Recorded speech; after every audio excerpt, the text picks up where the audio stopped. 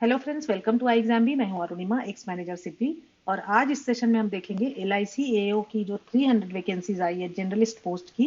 Actually ये 3 सालों के बाद आई है, तो काफी सारे डाउट्स हैं आपके मन में। सो उन सारे डाउट्स को क्लियर करेंगे और साथ ही साथ एक बार डाउट क्लियर करने के बाद देखेंगे कि हमें अपनी प्रिपरेशन स्ट्रैटेजी क्या रखनी है, क्योंकि डेट्स आ गई हैं प्री मेंस। इसलिए आपके पास लिमिटेड टाइम है, तो बहुत ज़्यादा वक्त ना बर्बाद करते हुए फटाफट से अपने डाउट्स क्लियर करें और फिर पूरी शिद्दत से अपनी तैयारी में लग जाएं। नेगेटिव मार्किंग को लेकर के बहुत सारे सवाल आपके मन में हैं और बहुत सारे प्लेटफॉर्म पे गलत इंफॉर्मेशन भी दी जा रही है। सो देखेंगे नेगेटिव मार्किंग है कि नहीं।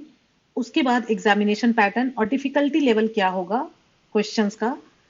मोस्ट इंपॉर्टेंट सेक्शंस, कौन से सेक्शंस हमारे सबसे ज्यादा इंपॉर्टेंट होंगे, कहाँ हमें ज्यादा फोकस करना है। उसके बाद देखेंगे पिछली बार का कट ऑफ, क्योंकि आपका जो सेक्शनल कट ऑफ है वो तो नोटिफिकेशन में दिया हुआ है, लेकिन जो एग्रीगेट कट ऑफ है वो हम देखेंगे। ये हमें आइडिया देगा कि हमें अपना टारगेट स्कोर क्या रखना है। फिर देखेंगे पास्ट ईयर एग्जाम एनालिसिस, साथ ही साथ मेमोरी बेस्ड पेपर भी आपको मिल जाता है आई एग्जाम भी वेबसाइट पे। साथ ही साथ पीडीएफ भी आप डाउनलोड कर सकते हो डिस्क्रिप्शन बॉक्स से, दोनों के लिए, प्री और मेंस के लिए। और इन सारी बातों की जानकारी के बाद हमें एक क्लैरिटी आ जाएगी कि हमारी प्रिपरेशन स्ट्रेटजी क्या होगी। बॉन्ड प्रोबेशन पीरियड को लेकर भी कुछ सवाल हैं, उसको भी हम क्विकली देख लेंगे। Let us start without wasting any time. अगर हम बात करें तो एज क्राइटेरिया जो आपका है 21 से 30 इयर्स, और जो कट ऑफ डेट है वो 1 जनवरी 2023। 1 जनवरी 2023 को आपकी उम्र 21 साल से कम और 30 साल से ज्यादा नहीं होनी चाहिए। और अगर हम एजुकेशनल क्वालिफिकेशन की बात करें, ग्रेजुएशन। सो बहुत ही सिंपल सा एलिजिबिलिटी क्राइटेरिया है। अगर आप ग्रेजुएट हैं और 21 से 30 साल के बीच हैं, आप इस एग्जाम का फॉर्म फिलअप कर सकते हैं।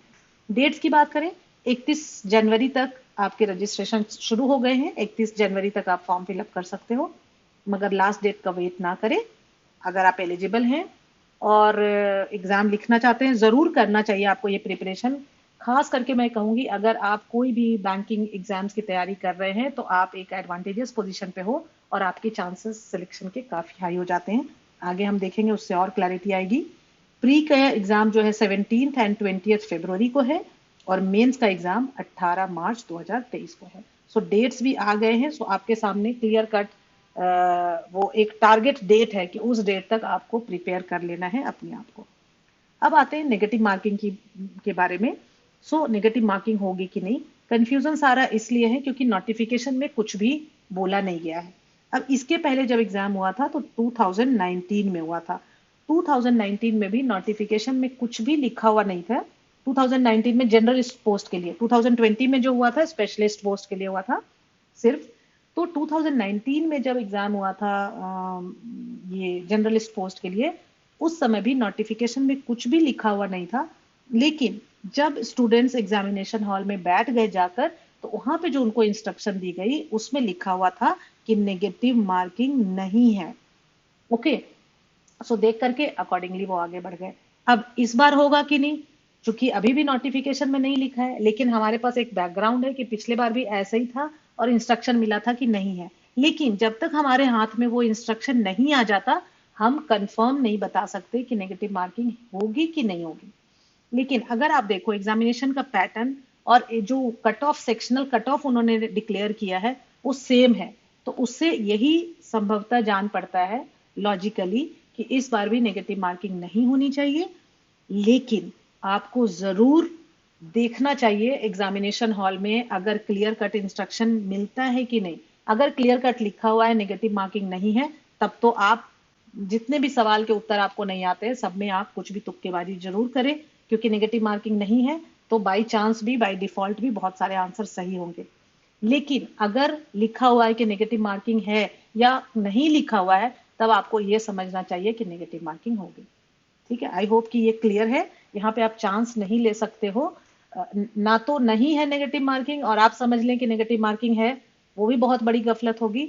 और अगर नेगेटिव मार्किंग है और आप समझ लें कि नहीं है, तो वो भी बड़ी गफलत होगी। तो to be on the safer side, आप तैयारी करें और इंस्ट्रक्शन का वेट करें। बीच में हो सकता है एलआईसी की तरफ से कुछ इंस्ट्रक्शन मिलता है आपको या फिर एग्जामिनेशन हॉल में जो इंस्ट्रक्शन होगा उसके बेसिस पे आप एक्ट करें।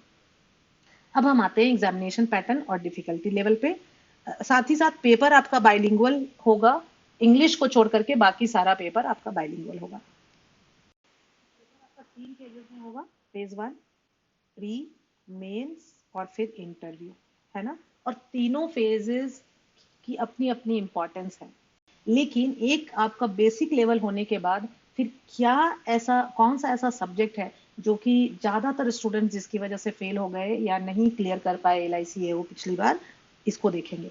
सो प्री में सिंपल है, रीजनिंग एबिलिटी, क्वांटिटेटिव एप्टीट्यूड, ठीक है, और इंग्लिश। अब इंग्लिश जो है वो क्वालिफाइंग है, मतलब यहाँ पे पहले से कट ऑफ भी दिया हुआ है। इंग्लिश में आपको बस इतना भर करना है कि 30 में से 10 मार्क्स आपके आ जाए, ठीक है। क्वेश्चन का लेवल भी इजी टू मॉडरेट है। तो अगर थोड़ा सा, अगर आपको लगता है, अगर आपको इंग्लिश से घबराहट भी होती है, लेकिन कुछ ऐसे बेसिक ग्रामर रूल्स हैं, कुछ ऐसे सेट पैटर्न क्वेश्चंस होते हैं जो जरूर ही पूछे जाते हैं, तो बेसिक वोकेबलरी और बेसिक ग्रामर रूल्स पे आप थोड़ी सी मेहनत कर लें। मैं कहूंगी अगर आपकी इंग्लिश वीक भी है, अगर एक हफ्ता आप अच्छी तरह से इस पे ध्यान दे दें, तो इतना तो हो ही जाएगा कि ये 10 मार्क्स आ जाएंगे। इसके मार्क्स आपके टोटल कट ऑफ में ऐड नहीं होगा। मतलब जो मेरिट बनेगी, पहला टारगेट कि रीजनिंग में, क्वांट में 18-18 नंबर और इंग्लिश में 10 नंबर जरूर आ जाए। इसके बाद अब जो आपकी मेरिट बनेगी, जिसके बेसिस पे आपको मेंस के लिए बुलाया जाएगा, वो है रीजनिंग एंड क्वांटिटेटिव एप्टीट्यूड। अब देखो इन दोनों में तो 36 नंबर आ गए, मान लो दोनों में 18-18 आ गए, लेकिन एग्रीगेट कट ऑफ अगर पिछली बार की मैं बात करूं तो वो था 58 अनरिजर्व्ड कैटेगरी के लिए, है ना। मतलब आपको कहीं ना कहीं से, अगर आप सोचते हो कि यहाँ पे सिर्फ 18 लाने से तो काम नहीं चलेगा, मान लो कि यहाँ पे रीजनिंग आपको लगता है आपकी उतनी स्ट्रांग नहीं है और क्वांट स्ट्रांग है, अगर 58 भी हम पकड़ के चले तो 18 नंबर रीजनिंग में आ गए तो हमें क्वांट में 40 लाना पड़ेगा इस 58 पहुंचने के लिए। सो 40 तो है ही नहीं, 35 मार्क्स का ही पेपर है। तो आपको ये समझना है कम से कम 60 मार्क्स तो आपको अपना टारगेट स्कोर रखना ही है। मैं कम से कम बोल रही हूँ, 60 का आप टारगेट लेके चले, पेपर इजी आएगा। सो एक्यूरेसी पे बहुत यहाँ पे ध्यान होगा। मतलब आसान पेपर है, बहुत बार आप केयरलेस मिस्टेक्स कर जाते हो, और इससे कैसे बचोगे, जितनी आप प्रैक्टिस करोगे। सो जरूर आपको मॉक टेस्ट लिखने चाहिए। एक तो मॉक टेस्ट आप आज ही के आज लिख दें अगर नहीं लिखा है, और अपने आप को देखें कि अगर मेरा मिनिमम 60 मार्क्स का टारगेट है प्री में, 60 मतलब सिर्फ क्वांट और रीजनिंग से, इसके अलावा इंग्लिश में 10 नंबर, इसका मेरा टारगेट है, तो आज मैं अगर एक मॉक टेस्ट लिखता हूं तो मैं कहाँ पे हूं। मान लो आज आपको आता है 20 मार्क्स, तो अब आपको 20 से 60 तक पहुंचना है इतने दिनों में, है ना। 17 फरवरी को आपका एग्जाम है, तो इतने दिनों में आप कैसे पहुंचोगे। आसानी से पहुंचा जा सकता है, बशर्ते कि आप उस विश्वास के साथ चलें और अपना पूरा 100% दें। अगर आप सोचोगे कि साथ में नेटफ्लिक्स भी देख लिया, चलो थोड़ा दोस्त के शादी में भी चले गए, तो तब नहीं होगा। आपको समझना है कि ये आपके करियर की बात है और ये बहुत इंपॉर्टेंट बात है, और ये आज के छोटे छोटे सेक्रीफाइसेस मेरे लिए बहुत काम करने वाले हैं। It is a very good job. हमारे दूसरे वीडियो में इसकी सैलरी वगैरह भी डिस्कस हुई है, तो आप उसको जरूर देखें। सो मैं कहूंगी कि ये बहुत ही अच्छी अपॉर्चुनिटी है। इवन इफ कि आपको अभी इस मोमेंट लगता है कि नहीं जाना है, फिर भी अगर आप दूसरे एग्जाम्स की तैयारी कर रहे हो, उसके लिए भी मैं कहूंगी ये फॉर्म जरूर आपको फिलअप करना चाहिए। और वैसे LIC की जॉब अपने आप में भी काफी अच्छी जॉब है। और देखो अभी जो अनएम्प्लॉयड है, जिसके पास कोई जॉब नहीं है, उसके लिए तो कोई भी जॉब अच्छी है। तो जरूर आपको इसकी प्रिपरेशन करनी चाहिए, क्योंकि ये अगर बैंक पीओ से तुलना करें तो इजियर टू क्लियर है। बैंक पीओ में आप देखो मेंस में जो पेपर आता है उसमें 2-2 3-3 मार्क्स लेके आते हैं स्टूडेंट्स। सो उस हिसाब से देखा जाए तो ये बहुत कुछ आपके रीच में है, बहुत कुछ डुएबल है। मेंस को देखते हैं। अब देखो मेंस में जो आपकी रीजनिंग एबिलिटी है वो तो प्री में भी थी, प्री में जो आप तैयारी करोगे वो यहाँ भी आ जाएगा। डेटा एनालिसिस, वहां पे क्वांटिटेटिव एप्टीट्यूड था, है ना। तो ये दोनों पेपर तो आपका सेम वही है, सिलेबस वही रहेगा जो आपका प्री में था। यहाँ पे लेवल थोड़ा सा हाई हो जाएगा, ठीक है। आप देखो 30 क्वेश्चन के लिए 90 मार्क्स है, मतलब वेटेज काफी ज्यादा है। और अगर आप बैंकिंग वगैरह एग्जाम की तैयारी कर रहे हो तो इसमें आपका लेवल अच्छा होता है ना। यहाँ पे 2019 की बात करें तो जो मात खाया बच्चों ने वो कहाँ पे, तो जनरल नॉलेज, करंट अफेयर्स में, insurance and financial market awareness में और साथ ही साथ डिस्क्रिप्टिव इंग्लिश में भी आप देखो, यहाँ पे भी डिस्क्रिप्टिव इंग्लिश आपका क्वालिफाइंग है और 10 मार्क्स की ही बात है। लेकिन बहुत सारे स्टूडेंट्स यहाँ पे काफी मात खाए और उनका रीजनिंग और क्वांट में बहुत अच्छे मार्क्स आए। लेकिन यहाँ पे वो जो इन्होंने कट ऑफ दिया था ना, मिनिमम क्वालिफाइंग मार्क्स, वो नहीं कर पाए। मतलब करंट अफेयर्स में 60 मार्क्स में 30 नहीं ला पाए, इंश्योरेंस में 30 नहीं ला पाए, टोटल कट जो एग्रीगेट कट ऑफ था वो क्लियर था, है ना, क्योंकि क्वांट और रीजनिंग में वो काफी अच्छे मार्क्स ले आए। लेकिन ज्यादा से ज्यादा स्टूडेंट्स जो फेल हुए, जिसकी वजह से उनको इंटरव्यू की कॉल नहीं आई, वो ये 3 सब्जेक्ट बना कल्प्रिट। अब आपको इससे डरना नहीं है, आपको ये समझना है कि ये आपके लिए एक अपॉर्चुनिटी है कि अगर आप इन तीनों में अच्छा काम कर लें तो जरूर जरूर आप इस एग्जाम को इजीली क्लियर कर सकते हैं, क्योंकि आपका जो पूरा कंपटीशन है, जो आपके साथ वाले जो सारा वो क्राउड है, वो कहीं ना कहीं ये उनका वीक पॉइंट है, तो आपको इसको अपना स्ट्रांग पॉइंट बनाना पड़ेगा। सो आई एग्जाम भी कैसे आपकी मदद करता है, तो सबसे पहले अगर मैं करंट अफेयर्स की बात करूं, जनरल नॉलेज की, तो बीपीडिया आप भली भांति परिचित होंगे बीपीडिया से। तो बीपीडिया आपको फ्री अवेलेबल है। इसके पहले मैंने मॉक टेस्ट की भी बात की थी, तो मॉक टेस्ट भी आप देख सकते हो आई एग्जाम भी वेबसाइट पे, सारे मॉक टेस्ट फ्री अवेलेबल हैं। आपको मेमोरी बेस्ड पेपर एलआईसी का और साथ ही साथ बहुत सारे मॉक टेस्ट मिल जाएंगे, कुछ भी आपको पे नहीं करना है। बीपीडिया में करंट अफेयर्स आपका सारा का सारा कवर हो जाएगा। अगर आई एग्जाम भी के आप स्टूडेंट्स हैं, तब आपको एलआईसी के पॉइंट ऑफ व्यू से ये बीपीडिया सॉर्ट करके मिलेगा, है ना, तो थोड़ा सा आपका काम और आसान हो जाता है। अदरवाइज इस बीपीडिया को फॉलो करके आप इसकी तैयारी कर सकते हैं। साथ ही साथ insurance and financial market awareness के लिए special classes, videos and questions, lot many questions, ताकि आपको ये बात समझ में आए और फिर प्रैक्टिस हो, है ना। और बहुत मुश्किल नहीं है, अगर आपने इसकी तैयारी शुरू की और एक सिलसिलेवार तरीके से, सिस्टमेटिक तरीके से इसकी तैयारी की और फिर बहुत सारे क्वेश्चन सॉल्व किए, तो बड़ी आसानी से आप इस 60 में 30 क्या, आप इससे अपना एग्रीगेट भी बढ़ा सकते हैं। अब आती है बारी डिस्क्रिप्टिव इंग्लिश की। इससे तो पता नहीं क्यों आप इतना घबराते हो, इसमें भी कुछ बेसिक चीजें हैं जिसका अगर आप ख्याल रखें तो 25 में 10 मार्क्स जरूर हो जाते हैं। सो यहाँ पे एसे और लेटर राइटिंग दोनों के प्री रिकॉर्डेड वीडियोस भी आई एग्जाम भी प्रोवाइड करता है, साथ ही लाइव सेशंस होते हैं जहां पे आप अपने सारे सवाल पूछ सकते हो, और सबसे इंपॉर्टेंट आपको डिस्क्रिप्टिव मॉक टेस्ट मिलते हैं, है ना।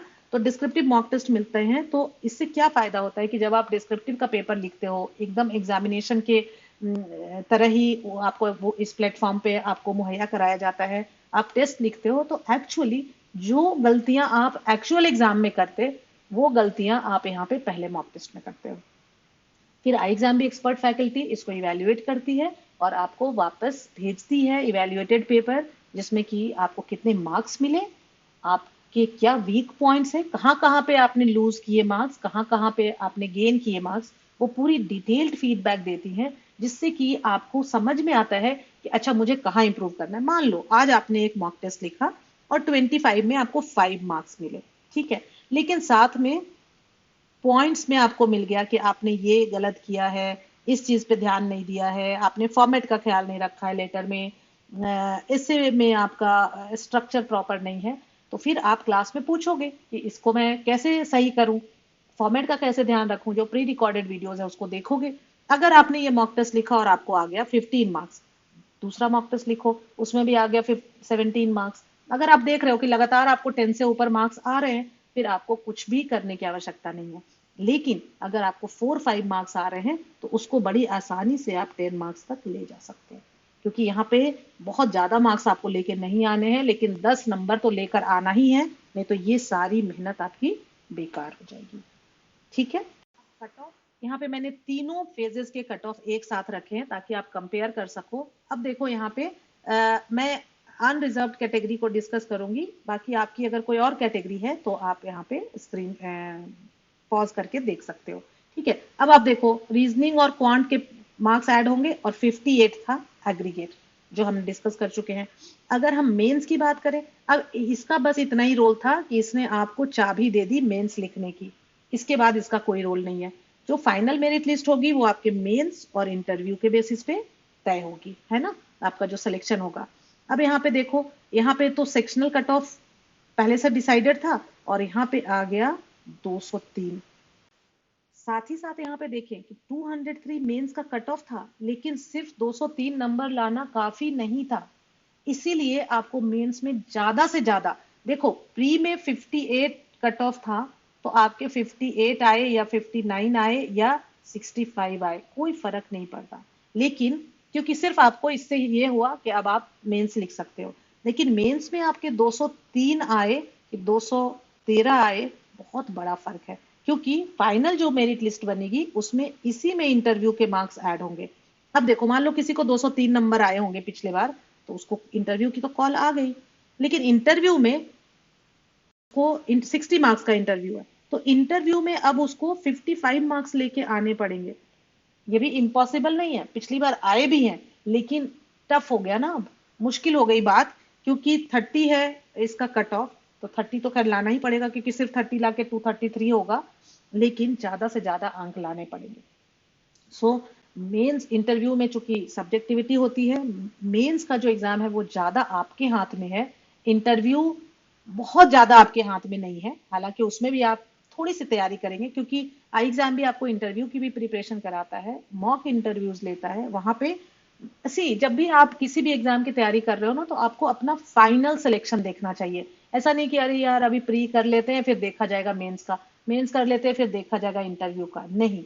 तो ये आपको ध्यान में रखना है कि इंटरव्यू पे कम से कम बोझ पड़े, इसके लिए आपको मेंस बहुत अच्छे मार्क्स निकालने हैं। ठीक है, यहाँ पे आप पॉज करके देख सकते हो किस सब्जेक्ट में प्री का यहाँ पे एग्जाम एनालिसिस है, किस सब्जेक्ट में कहाँ कहाँ से क्वेश्चंस आए थे। प्री और मेंस दोनों के जो प्रीवियस ईयर पेपर हैं वो आपको मिल जाते हैं आई एग्जाम भी वेबसाइट पे एब्सोल्युटली फ्री। तो सबसे पहले मैं कहूंगी टू गेट एन आइडिया, आप जरूर जा करके, यहाँ पे बहुत जरूरी हो जाता है ये प्रीवियस ईयर पेपर देखना, क्योंकि बहुत हद तक हमें पता है कि डिफिकल्टी लेवल क्या होगा एग्जाम का। लगभग लगभग वैसा ही होगा 2019 जैसा। क्यों? इसका एक मुख्य रीजन ये है कि उन्होंने पहले से ही कट ऑफ डिसाइड कर दी है, सेक्शनल कट ऑफ, है ना। क्योंकि अगर आप प्रिडिक्ट नहीं कर सकते हो कि क्या पता अगर ये सेक्शनल कट ऑफ नहीं होता तो क्या होता है कि पेपर बहुत टफ आता है तो कट ऑफ बहुत लो जाती है, पेपर बहुत इजी आता है तो कट ऑफ बहुत हाई जाती है। यहाँ पे इन्होंने पहले से डिक्लेयर कर दिया 2019 जैसा। ये हमें बताता है, इंगित करता है कि कहीं ना कहीं पेपर उसी लेवल का होगा, इजी टू मॉडरेट लेवल। साथ ही साथ आपको LIC AO के लिए प्री और मेंस दोनों के मॉक टेस्ट मिल जाते हैं, जिससे कि आपकी प्रैक्टिस होती है और आप अपने आप को जांच पाते हो, आप देख पाते हो कि आप अपने टारगेट स्कोर से कितनी दूर हो और कहाँ कहाँ पे आप अपने स्कोर इंप्रूव कर सकते हो। अगर आप अपनी तैयारी में गाइडेंस चाहते हो तो जरूर आपको आई एग्जाम भी के ऑनलाइन कोर्सेज के लिए इनरोल करना चाहिए। साथ ही साथ मैं आपको कहूंगी आई एग्जाम भी टेलीग्राम चैनल को ज्वाइन करें, आपको लिंक डिस्क्रिप्शन बॉक्स में मिल जाएगा। इससे आपको सारी लेटेस्ट जानकारी वहां पर मिलती रहेगी, जो भी इस एग्जाम को क्लियर करने के लिए जरूरी इंफॉर्मेशन है वो हमारे टेलीग्राम चैनल पे आती रहेगी, जो कि आपको इस एग्जाम को क्लियर करने में काफी मदद कर सकती है। साथ ही साथ हमारे आई एग्जाम भी चैनल पे लगातार करेंट अफेयर्स और इंश्योरेंस के इंपॉर्टेंट क्वेश्चंस के वीडियोस अब आते रहेंगे जब तक आपका एग्जाम नहीं हो जाता है। तो जरूर अगर आपने अभी तक चैनल को सब्सक्राइब नहीं किया है, चैनल को सब्सक्राइब कर ले। अगर आपको लगता है यहाँ पे कुछ अच्छी इंफॉर्मेशन आपको मिली है जो यूजफुल है, आप जरूर वीडियो को लाइक करें। किसी भी और फर्दर जानकारी के लिए आप 9205524028 पे कॉल कर सकते हैं, या फिर आप लिखें hello@iexambee.com पे। www.iexambee.com पे आपको जो मैंने बताया ये सारे मॉक टेस्ट भी पीडिया, ये सारे चीजें आपको वहां पे फ्री अवेलेबल हैं। I hope it helps. Thank you friends, thanks for watching.